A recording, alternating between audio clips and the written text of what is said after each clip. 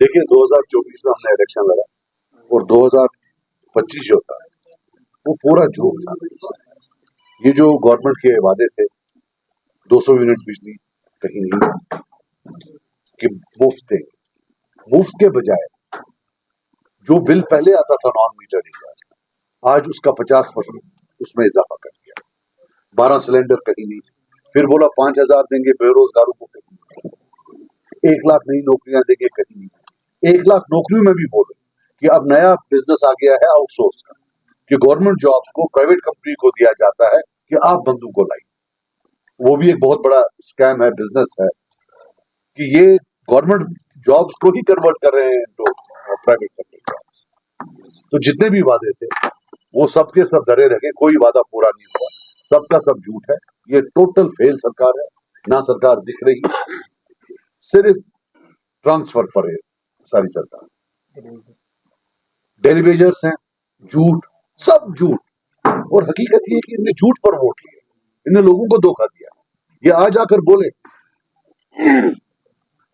कि how do they compensate the people, सब झूठ पर। ये जितने भी लोग आज की डेट में वहां हैं, लोगों को धोखा देने के बाद वहां पहुंचे। एक एक प्रॉमिस आप बताए जो उन्हें पूरा किया, वो एक। यहाँ एक छोटा मसला मैं बोलूं, हमारा मेडिकल कॉलेज अब शायद फरवरी या मार्च में नया असेंबली सेशन है। आपको याद होगा मार्च के असेंबली सेशन में हमने वहां जमीन का बोला कि भाई जमीन इसका करवा दीजिए। आज 1 साल हो गया, 1 साल में ये नाकारा सरकार जमीन नहीं दे पाई। और गलती क्या है इस मेडिकल कॉलेज की कि इनके हाथ नहीं आया, हमारे हाथ आया, हमारे टाइम आया।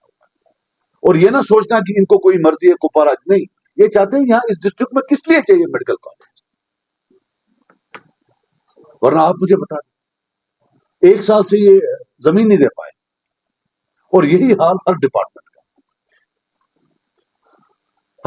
का यही, सिर्फ ट्रांसफर बस और कुछ नहीं। बाकी भी यूटियां हैं, यहाँ स्टेट होनी चाहिए, 370 होना चाहिए, लेकिन जो ताकत इनके पास है, वो तो इस्तेमाल करें। गोचू तो मीडिया वाले स्पेशली गांव में देते तो शॉर्ट्रेन होते जनाब अगर यूटी है, क्या इनको नहीं मालूम? बच्चे हैं, सबसे ज्यादा अगर कोई एक्सपीरियंस वाला है वो फारूक साहब है। फारूक साहब को नहीं मालूम था यहाँ यूटी है जब ये मैनिफेस्टो बना। उमर साहब को नहीं मालूम था रिऑर्गेनाइजेशन एक्ट उन्हें नहीं पढ़ा था। कच्छु कराम भाई यूटी था, आप फिर क्यों इन्हें झूठ बोला? दे लाइट यूता इन मुनुक मो अपुस उमो वनी तुम होम मिनिस्ट्री की बात करते पर गोलोकन थी क्या करो, लोगों ने भी मतलब जो है मान लिया। बस बदनाम में जमाना पार्टी कत्ल गारसा कोरमुता अपुस इनमें दो है। देखो यार, जो रिजर्वेशन की पॉलिसी है, मैं उस पर डिटेल में 1 या 2 दिन में वीडियो दे रहा हूं। मैं ताकीद करूंगा हाथ जोड़कर सब पॉलिटिशियन से कि जंप ना मारे, इसको पहले पढ़े। 2 चीजें, एक है 40% जो open merit, that is one part of the problem कि 40% ओपन मेरिट है जबकि पूरे हिंदुस्तान में 50%। लेकिन जम्मू कश्मीर में जो बड़ा प्रॉब्लम है कि जो 60% रिजर्व है, सुनिए मेरी बात, 60% रिजर्व है, 74% जम्मू से है। कि अगर 60 बच्चे रिजर्व कैटेगरी में सिलेक्ट होते हैं, 46 to 47 जम्मू से आएंगे, 13 या 14 कश्मीर से आएंगे। जो इन्होंने रिकमेंडेशंस भेजी है, जो ये निकलते हैं रोज कि भाई हम ये एजुकेशन करेंगे, जो रिकमेंडेशंस उन्होंने भेजी है एलजी साहब के पास, वो किसी काम की नहीं है, वो रिजेक्ट है, उससे कुछ नहीं होगा, ये नहीं बढ़ेगा। इस वक्त आपकी पॉपुलेशन 60% से ज्यादा है कश्मीरियों की, और जो आपकी इस वक्त नेट है 28 से 32% जो है आपके बच्चे सिलेक्ट हो रहे हैं। सो यहां कोई पॉलिटिशियन उसको अंडरस्टैंड करने की कोशिश ही नहीं कर रहा। हर कोई दुकान लगाने पर आमादा है, जल्दी मैं दुकान लगाऊं और बेच दूं। प्लीज अंडरस्टैंड, जब तक आप डिस्ट्रिक्ट, डिविजनल और स्टेट कार्डर वापस नहीं लाएंगे जो पहले था, ये मामला कभी ठीक नहीं हो सकता है। क्वेश्चन रखता है, आप करके देखिए। रेंटल का मामला है, जब मैं भी था दिल्ली में तो मुझे भी प्रॉब्लम होती, बहुत पहले की बात है। लेकिन ये जो मारदाड़, ये जो मारदाड़ है, आई वुड हैव एक्सपेक्टेड कि उमर अब्दुल्ला साहब फोन उठाते, आफ्टर ऑल यार हमको तो जानता नहीं है कोई वहां, इन्हीं दो खानदानों को जानते हैं, हमें तो जानता ही नहीं कोई। जो बाकी हिंदुस्तान है उन्होंने भी बोला कि you are a good Kashmiri as long as you are from family 1 और फैमिली 2। ये उठते फोन करते, आज अब 10 दिन हो गए वो गायब। अब क्या करें, बदकिस्मती है। दुखता है जब हम देखते हैं उनकी हालत क्या होती है, उनकी हेल्पलेसनेस क्या होती है, लेकिन क्या करें।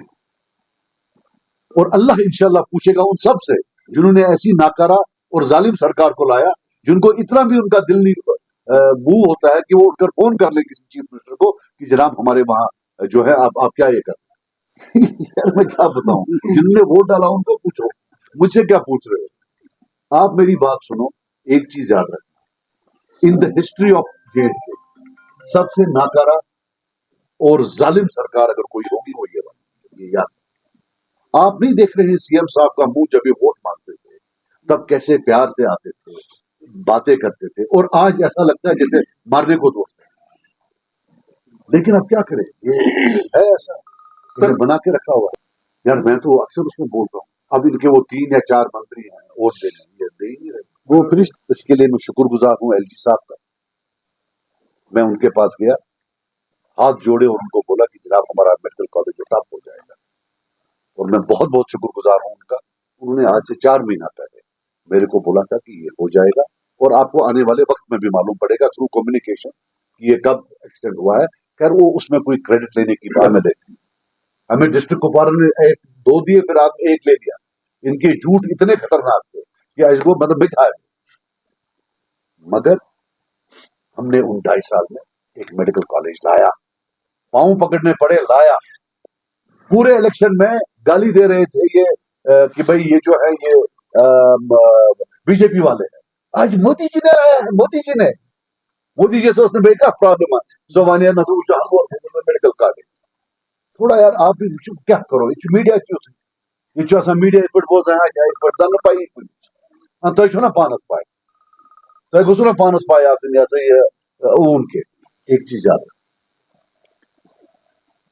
मैं दिल पर हाथ रख करके, डिस्ट्रिक्ट कुपवारा या कोई भी जो ये गांव के अलग, ये इस गवर्नमेंट के लिए मैटर ही नहीं करते।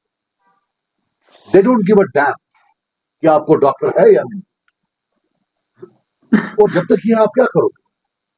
अब ये छोटी छोटी बातें ये उठाएंगे उधर, हमें सबको उलझाने की कोशिश, नॉन इवेंट्स में, नॉन इश्यूज में। ये इशू है जो आपने उठाया कि किधर है डॉक्टर, किधर है बच्चे, हमारे बच्चे कहां कंप्लीट कर पाएंगे जब उस्ताद नहीं है, तो कंप्लीट कैसे करेंगे, कौन जिम्मेवार है। अब बताइए इनको। मैं कह रहा हूं आपको दैट इस जैसी नाकारा और जालिम हुकूमत मैंने जिंदगी में कही।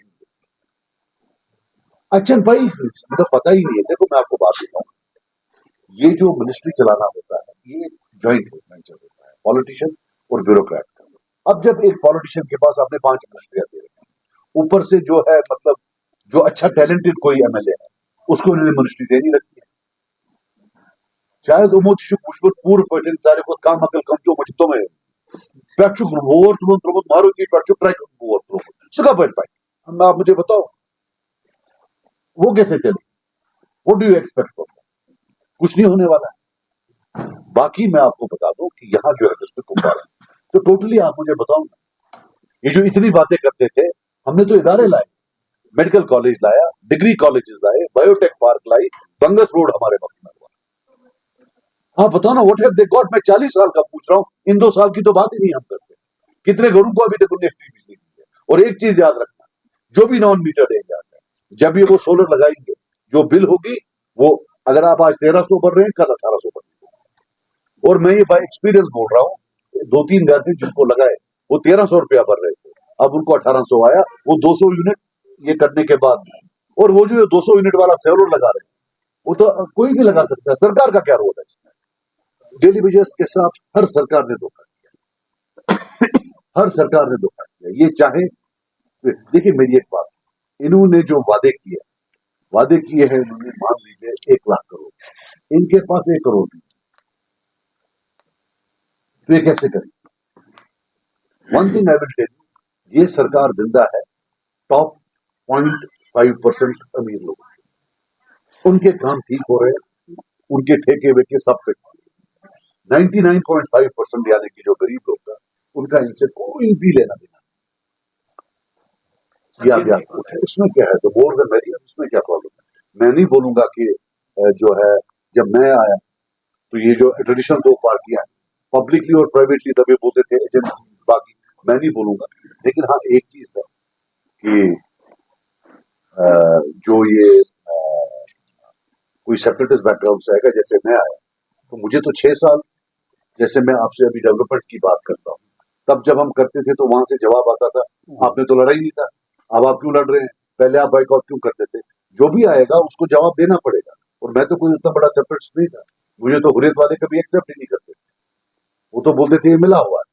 वो मिला हुए वाले को 6 साल लगा अपना आप बोलने। अगर किसी को वो उठ के यहाँ छलांग मारेगा वो कहाँ चले।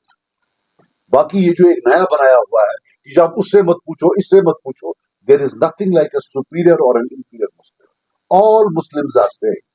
जब कोई बोलता है इससे मत पूछो ये सुपीरियर मुस्लिम है, that is anti Islam. You can not do that.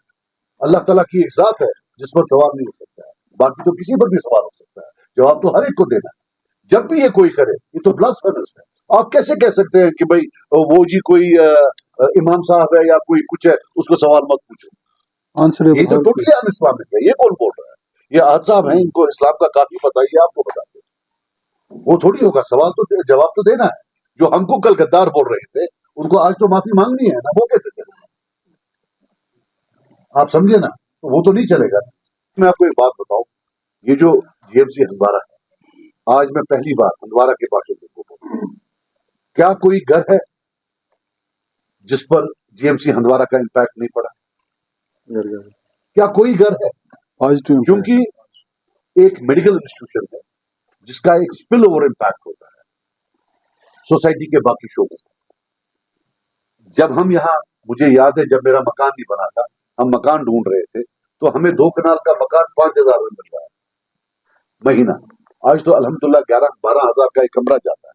आज अल्हम्दुलिल्लाह दिल खुश होता है, कितने अच्छे सुपरमार्केट, कॉफी शॉप्स। हंदवाड़ा तो एक सिटी बन रही है, लेकिन इसमें जीएमसी हंदवाड़ा का बड़ा रोल है। मैं आप सबको ताकीद करूंगा मीडिया वालों, ये एक इंस्टीट्यूशन है जो इस वक्त हजारों लोगों को इनडायरेक्टली भी रोजगार दे रहा है। कुछ दिन पहले मैंने देखा कि एक इवेंट हुआ, सबने उसको वायरल किया। इस जीएमसी हंदवाड़ा की बदनामी से मुझे समझ नहीं आती है यहाँ आप लोगों को क्या मिलेगा उससे। आप जाइए वीडियो लेकर, पूरा दिन बैठिए हॉस्पिटल में, आपको हजारों ऐसे वीडियोस मिलेंगे जो वायरल हो सकते हैं। लेकिन ये क्या बीमारी नहीं, ये इदारा बड़ा है, लगता है वो शहर अभी छोटा है। ऐसा नहीं करना चाहिए। जो ऑपरेशंस आज हो रहे, जब मैं आया तो मैंने तो कबूतर खाना पाया, वहां तो कबूतर होते थे।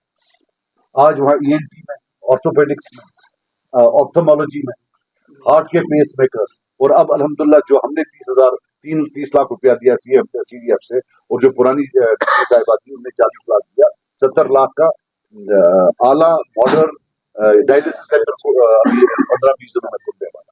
और हम कोशिश कर रहे हैं कि कैथ लैब आए, एमआरआई आए। बाय द वे आपकी इतला के मुताबिक सब मेडिकल कॉलेजेस को एमआरआई मिला, लेकिन हंदवाड़ा मेडिकल कॉलेज की ये दो गुनाह था कि उनका एमएलए जो है वो अपोजिशन है, उसे एक को नहीं दिया एमआरआई। ये जो यहाँ आकर अपोजिशन वाले बातें करते हैं, उनको पूछिए कि हमें एमआरआई क्यों? हम लाएंगे, चाहे भीख मांगना पड़े, हम सीएसआर से लाएंगे, कैथ लैब भी और एमआरआई। ये लगभग 50-70 करोड़ का ये पड़ता है, ताकि फिर स्टेंट हो, हार्ट ऑपरेशन हो, वो भी इंशाल्लाह 2 या 3 साल में। आप याद रखना, यहाँ से रेफरल लगभग बंद। सरकार अमर्चन पाई पन्ने पास एड्रेस भी छोड़ वजन का साफ गुंजाइश चुना एड्रेस इन सरकारी कुछ करो। सुविन की उम्र से आप देखिए, हमने आयुष भी लाया था, हमने इनफैक्ट हमने वॉलनट रिसर्च सेंटर भी लाया था, सुठानो मुगजेरा। ये जो फिर ये बायोटेक, ये भी एक रेवोल्यूशन है लगभग। फिर ये मेडिकल कॉलेज लाया, अब देखो उसका कितना, सब मेडिकल कॉलेज इस साल भी तो 50 करोड़ गया ना। फिर शुक्र है बंगस रोड कंप्लीट हुआ था। जब बंगस रोड शुक्र है कंप्लीट हुआ था। और मैं आपको ये भी बता दूं कि अपोजिशन पार्टीज ने बंदे को खड़ा किया एक्सटॉर्शन के तौर पर, वो ग्रीन ट्राइब्यूनल में गए और 3 करोड़ रुपया फाइन हुआ। और एक चीज याद रखना, ये जो बंगस है, ये जब से हम पावर में आए, जब 14 में, तब से ही बंगस बंगस बंगस शुरू हुआ। और शायद मुझे लगता है अब वर्ल्ड बैंक में इनकी एक जो एलजी सरकार के वक्त वर्ल्ड बैंक में एक एप्लीकेशन भी गई है फॉर ह्यूज अमाउंट। वो हुआ तो अगले 50-100 साल तो यहाँ 50% पॉपुलेशन बंगस से अपनी